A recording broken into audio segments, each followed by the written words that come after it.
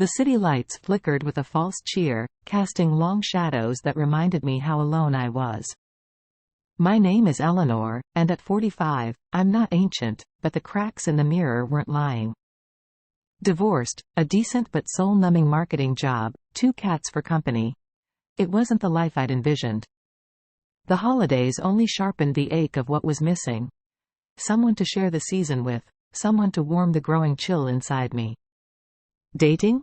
Well, let's just say it's not like the movies anymore. Forget the apps.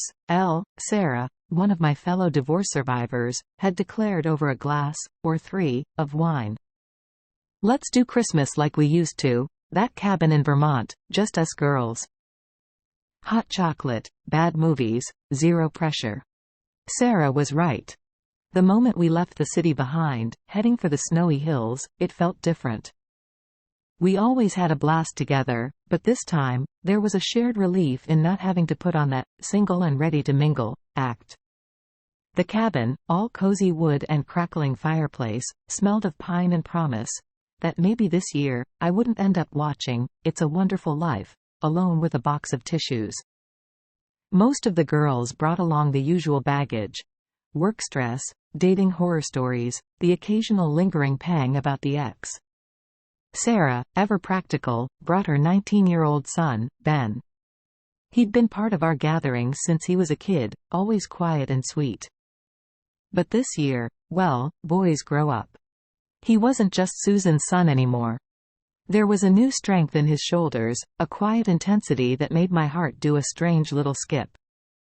Blame it on the Christmas lights, but suddenly the air crackled. I laughed harder at his jokes, lingered a little longer near him while refilling wine glasses. Maybe it was nothing, just me being a lovesick old fool, projecting my longing onto him. But then, after a particularly hilarious round of charades, as others drifted off to bed, Ben caught my eye. "Can I steal you for a minute?" He gestured toward the porch. The night was crisp, the stars ridiculously bright. Before I could overthink, we were out there, the laughter replaced by a charged silence. "You look amazing, Elle," he blurted out. Something shifted then, something dangerous and exhilarating. I turned it into a joke, about too much Christmas spirit and all that. But he just stood there, closer than before, the moonlight catching the edge of determination in his eyes. I should have stepped back, should have laughed it off. My rational brain was screaming at me. But it had been so long. So long since anyone had looked at me like I might still be desirable, like I contained a warmth that wasn't just leftovers from a long-dead marriage. When the door creaked open a sliver, I barely noticed. There was only Ben, and the unspoken questions hanging between us. "Eleanor?" His voice was low, a whisper in the darkness. Then hands were on me, not rough, but insistent. An echo of my own pent-up yearning answered. The age difference, Sarah, the sheer craziness of it, all that dissolved into the rush of the moment. Before thought caught up, he was leading me towards my room, the door closing behind us. Rationality flickered and died, replaced by a heat I hadn't known I still possessed. Desire unfurled within me, a wild, hungry thing. The details blur, fevered moments of touch and taste, the scent of him young and urgent against my skin. A dance of shadows and gasps in the dim room, where for a single stolen night, I wasn't just middle-aged Eleanor. I was a woman, alive, and desired. When morning came, Ben was gone, leaving a ghost of warmth and a whirlwind of panic in his wake. I avoided everyone's eyes, made a clumsy excuse about a headache, and hid away, guilt and adrenaline twisting in my gut. The rest of the retreat was a blur. Awkward breakfasts, forced laughter. I couldn't meet Ben's eyes, and worse, couldn't shake the memory of his. What had I done? Where could this possibly go? The drive home was excruciating. The snowy landscape blurred, reflecting the chaos within me. Questions circled like vultures. Was it a one-time mistake, fueled by holiday cheer? Did he regret it as much as I did? What would Sarah say if she ever found out? Would I lose my best friend? Weeks bled into one another, a purgatory of what-ifs, and frantic self-recrimination. My work suffered, my cat stared at me with judgmental eyes. It wasn't just the guilt, it was the yearning. Those stolen hours had awakened a part of me I thought long buried. That same hunger gnawed at me now, a constant throb beneath the surface of my too ordinary life. Then, like a lifeline thrown to a drowning woman, Ben's message arrived. Simple: dinner this Friday? My heart hammered against my ribs. Logic shouted at me to ignore it, to delete it, to pretend it never happened. But that other Eleanor, the one awakened beneath his touch, whispered a different answer. I typed back, yes, my fingers trembling. Dinner was awkward at first, but the wine helped. Ben seemed nervous too, but that determined glint was back in his eyes. Over pasta and shared glances, something unspoken passed between us. We talked about nothing and everything, his classes, my work, the usual. Yet, beneath the surface, there thrummed a forbidden connection neither of us dared to name. The night ended with a chaste kiss on the cheek, but it was enough. We'd opened a door we both knew shouldn't be walked through, but neither of us was willing to close it just yet. And so, the clandestine meetings began. Stolen lunches that stretched into lingering coffees. Drives with the radio off, the silence crackling with unspoken tension. Trysts in empty apartments and hotel rooms where time seemed to warp, leaving only the frantic beat of our hearts. The guilt never left me. I saw my betrayal in Sarah's face each time she confided in me about a bad date, in the way she gushed about her son. Yet, the connection with Ben, it deepened, defying reason or age. He saw me not as a faded middle-aged woman, but as someone still vibrant, still capable of passion. And the truth was, I craved that reflection. With each clandestine encounter, my own boundaries shifted. I, who'd always prided myself on being sensible, was lying, sneaking around, living a life I barely recognized. The thrill of it mixed with a terror I couldn't shake. This wasn't sustainable. Yet, imagining a life without his stolen touch, without the thrill of the forbidden, felt like a kind of death too. Then, one rainy Thursday, everything changed. I'd planned to meet Ben after work, my usual excuse of a late meeting already texted to Sarah. But then my boss dropped a last-minute project. There was no way I could get out of it.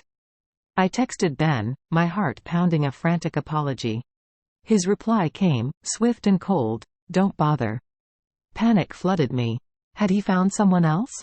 Had he tired of the secrecy? Or had he finally come to his senses, realized how utterly insane this whole thing was? 3 days, I agonized. Should I reach out, risk his anger? Or wait, hope things would smooth over?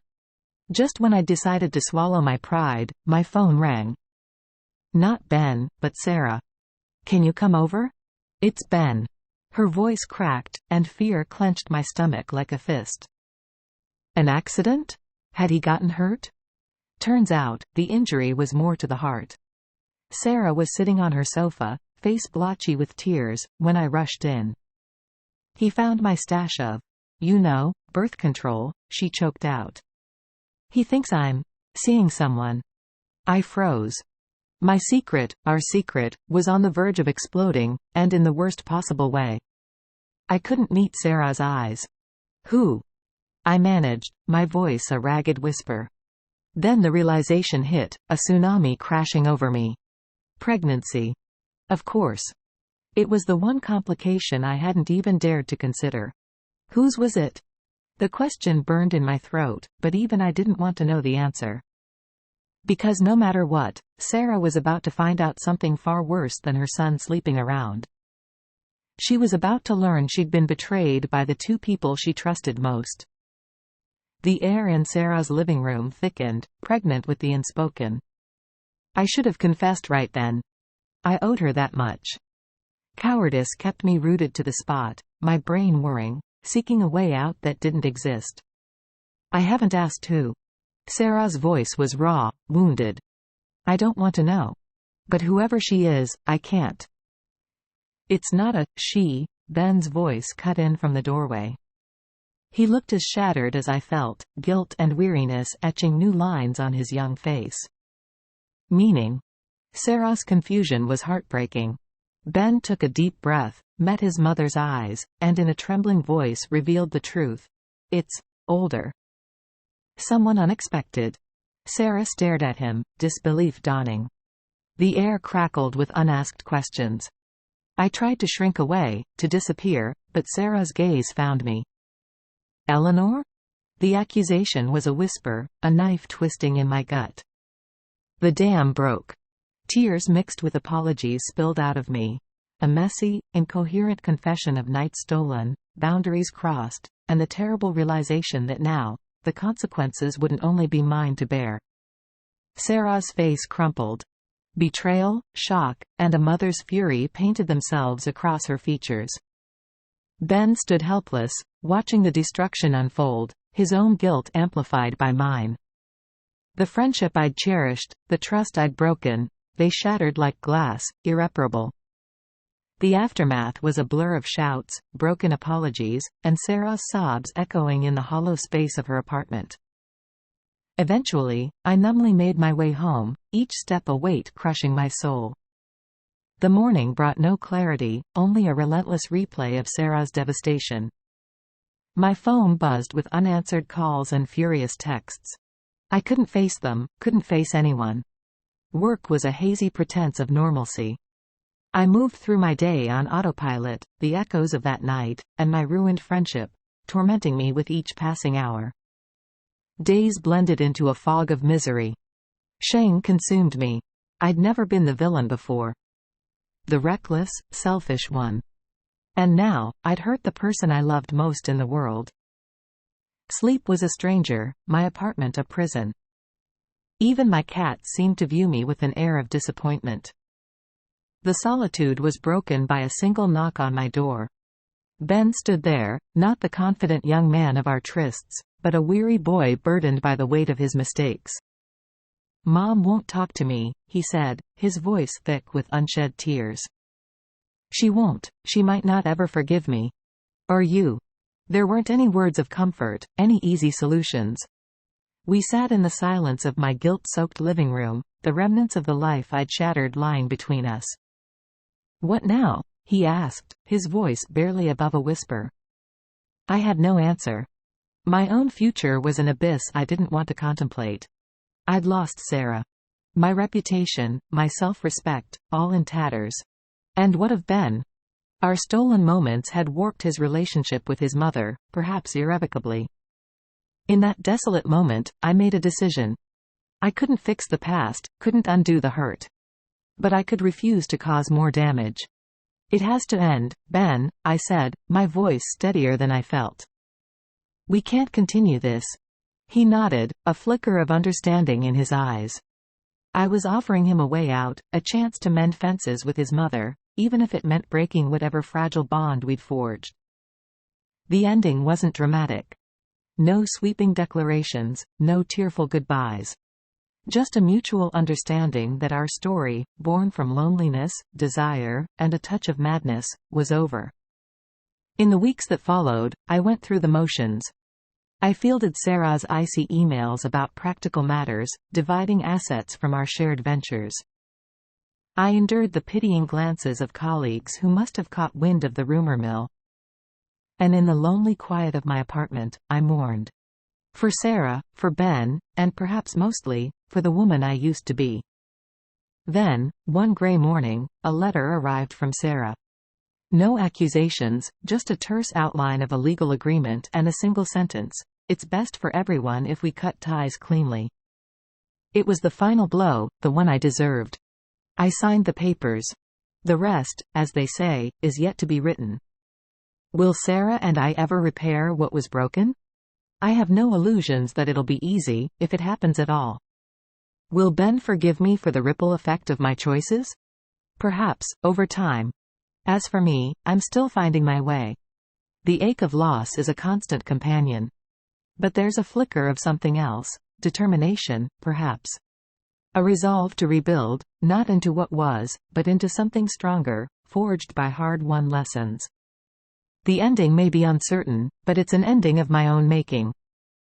If you like my story, please like and subscribe to the channel to follow the next stories.